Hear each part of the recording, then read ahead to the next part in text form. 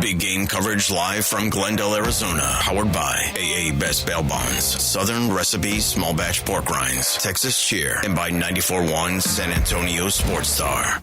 It is the Blitz here on 94.1 San Antonio Sports Star. He's Joe Reinagel. I'm Jason Minix in Phoenix for our AA Best Bail Bonds Radio Row coverage, brought to you in part by Southern Recipe Small Batch Pork Rinds and Texas Cheer Liquor, now joined by the great Ron Jaworski joining us here. How are you, sir? Jason? Good to see you, Joe. The great, I like that. Well, I don't know what I'm doing, but I'll take great. You're walking around with a Super Bowl ring. Yeah, we like bling. We like bling. You know, you're going to try to add to that collect. Will they give you a ring if they win this week? Actually, I got this. This was Super Bowl 52. And when we hired Doug Peterson, I was on the selection committee to help Jeffrey Lurie and Howie Roseman with all the interviews. I was the football guy in there, believe it or not. And we hired Doug Peterson, and it worked out well. So after they won the Super Bowl, Jeffrey Lurie, the owner, said, "You're getting a ring, Joss, for helping us pick that coach." So we'll see how it works out this time. Right? I think you should automatically get a ring if Philly wins. I do too. But they just don't give them to former players. You got to do something. Well, but you're not just a former player. Well, they may think that. No, well, it depends on the day and if they've got to give you something, right? Because you are the mayor of Philadelphia, even though you don't have to go to city council meetings. Like every year we go to Army-Navy game, and you know you're everywhere, man. I didn't make the Army-Navy game this year, and I'm bummed about it because it's when we're on with you guys. It's a bucket list. Everyone should go to the Army-Navy game. It's so much of a tale of our country and what this country's about. And I couldn't make it this year. I had another obligation. But, I've emceed the dinner, the gala, the luncheons, and just get to be around the men and women that do so much for our country, man. It just gives you goosebumps. It just seems to bring the whole country together in a time where we seem kind of fragmented, but that game we all come together and celebrate. Yeah, you're right, Joe. We watch that game on the field and cheering for one team, you're harassing the other team, but when it's over, you realize we're all one team. Yeah. Yep. And that's the beauty of Army-Navy. Ron Jaworski joining us here on the Blitz. His Eagles are in the big game again. We're the Cowboys affiliate in San Antonio, and Jerry has said there are more Cowboy fans per capita in San Antonio than even DFW. So, I mean, we eat it up. And I remember a couple years ago, we were talking about Dak Prescott and about accuracy. Could he get better? And you went through this whole thing on how he could. You've watched him the last couple of years, and damn it, we're still having the same conversation. Can he get more accurate? Can he get better? Yeah, I still believe Dak Prescott is a top 10 NFL quarterback. The bugaboo of the quarterback position is turnovers. And if you don't take care of the football, you can't win championships. And, I'm a wonk for some stats. Some stats are useless, but the one stat that stands out each and every week, each and every year, since I've been in the league since 1973, and that's turn the football over, you're going to lose. In the playoffs, if you're +1 or better, you win 81% of the time. 80. Who would? Right? I like those odds. That's pretty good odds. So in other words, if you're -1 or worse, you lose 81% of the time. And if you don't take care of the football, and Dak has a tendency not to take care of the football, and you've got to be judicious with that. That's a diamond, man. That's in your hand. You turn it over, you hurt your team, you motivate the other team. And that's kind of been his Achilles heel, the turnovers. Ron, when you talk about Dak, and everybody says that he needs more weapons around him. And I'm not sure that's the case. They really didn't have a number 2 wide receiver per se with Michael Gallup's injury and all of that stuff. Does that make that big a difference for a quarterback like that? I mean, I know Jalen Hurts has got a lot of talent around him, but he got better, it seems. Dak, I'm not so sure. Yeah, I mean, you have to have weapons. So let's be realistic about that. Getting A.J. Brown for Jalen Hurts was huge. He had Devontae Smith and Dallas Goedert. Watkins is just he's a clear speed guy. He's a clear guy. He catches 2 balls a game. You got a good game out of him, but he did his job. So it's how you construct and build your offense. So you have to have weapons. And the thing that has made, I'm not going to pull any punches. The thing that has made this Eagle offense is the offensive line. And I'm getting very few arguments here. None. The offensive line, you have 3 All-Pros and 2 alternates. That's 5 guys. Yeah. And they've been together pretty much all season. Lane was banged up for a while, and you had a couple of guys on the offensive line just missed a series or 2, but they've been steadily healthy all season long. And to me, that's where it starts. The Cowboys, you're starting a 40-year-old left tackle, or it was in and out as a starter. Sure. You can't depend on that kind of guy. Not that, Jason Peters, first ballot Hall of Famer, but he's beyond his good years. And, I can say that about all the teams. There's what Howie Roseman did. Since he's been the GM, he is focused on guys that put their hand in the dirt. And that's what this game is going to be about on Sunday. The best team with the players to handle the dirt. Not Patrick Mahomes, not Jalen Hurts, not A.J. Brown, not Travis Kelce.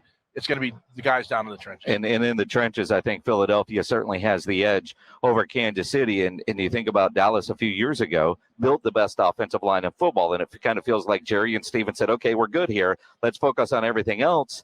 And they haven't really replenished that offensive line as it's aged. Yeah, and the other thing is the running back position in Dallas. I think it's something that needs to be addressed. How are you going to run your offense? And what happened in Philadelphia because of Jalen Hurts, it's a hybrid offense right now. And because I live in Philadelphia, I work for the NBC affiliate in Philadelphia. I study all the games on the coaches' tape.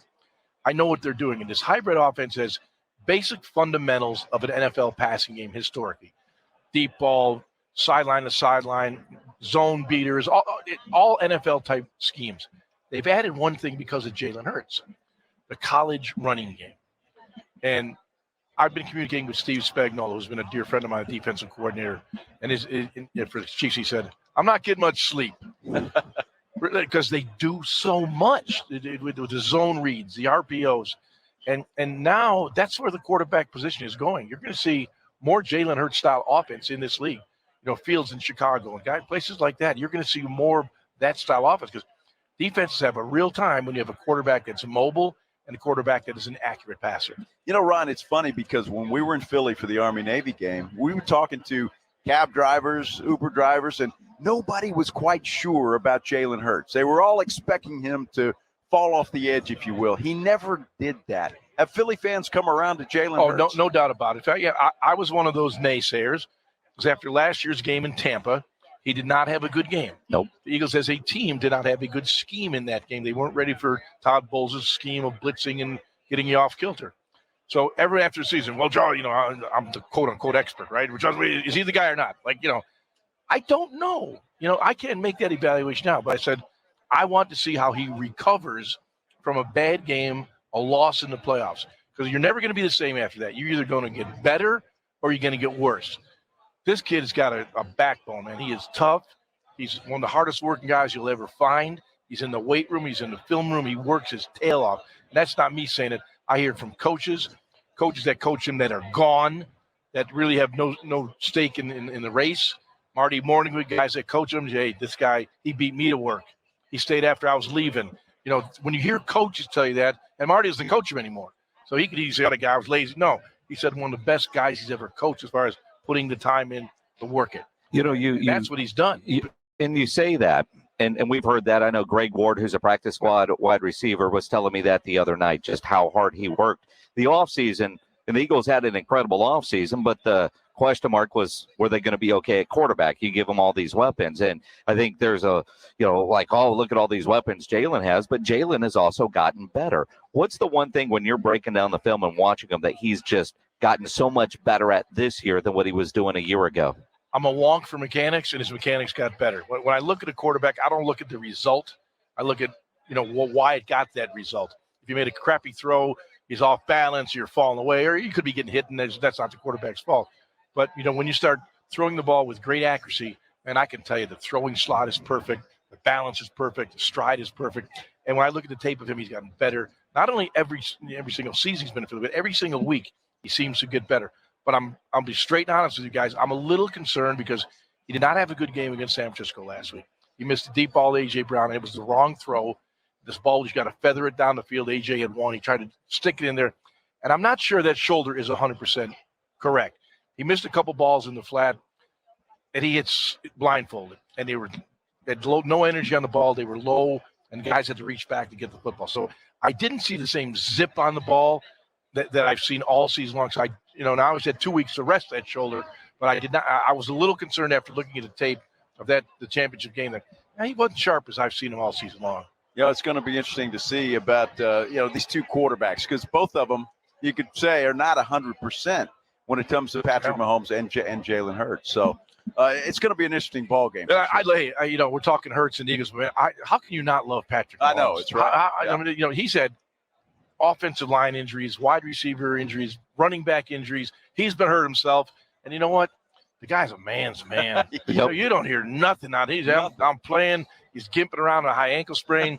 The run he made before the field goal was that guy didn't give a high ankle sprain. He ran about a 4.240 to get that. To get that game. But he's a man, and as a former player, I love the guy who just steps up when you have to. Well, and you think about that ankle injury he has, and I see you're walking around with this Revive machine. He probably could have used that over the last couple of weeks. I should have called the Mueller guys last week to send this down to Patrick Mahomes. In my day as a player, we had something similar to this, and we're 40 years out now, 30 years out since I threw a meaningful pass. The technology is amazing. This is not only for NFL quarterbacks, it's for guys that play tennis, play golf. You got a sore ankle, a sore knee, a sore arm. You put it in this, and it just moves the blood.